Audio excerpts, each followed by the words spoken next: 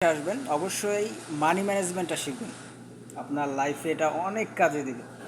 দেখবেন যে অনেক প্রবাসী সারা জীবন ভরে প্রবাসে থাকছে, কিন্তু তারপর তার হতাশ, টাকা নাই। কারণ কি?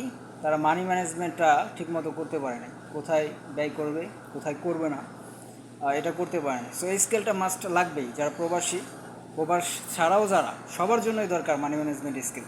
প্রবাসী যারা, তাদের জন্য আমি বলবো যে আপনার আরও বেশি দরকার। আপনি কিন্তু আপনার লাইফ, যতদিন আপনি প্রবাসী থাকবেন, যতদিন কাজ করবেন, ততদিনই আপনি টাকা পাবেন। কোনো পেনশন কিন্তু নাই।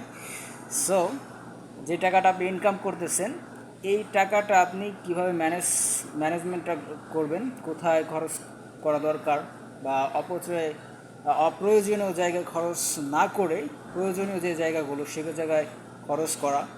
এবং দেশে গিয়ে কোনো একটা উদ্যোগ বা কোনো একটা ব্যবসা হচ্ছে, সেটা ছোট অথবা বড়, একটা ব্যবসা করার জন্য কিছু টাকা সাইড করে রাখা। অ্যাকচুয়ালি সব কিছুই শেখাটা আমি মনে করি একজন প্রবাসীর জন্য দরকার।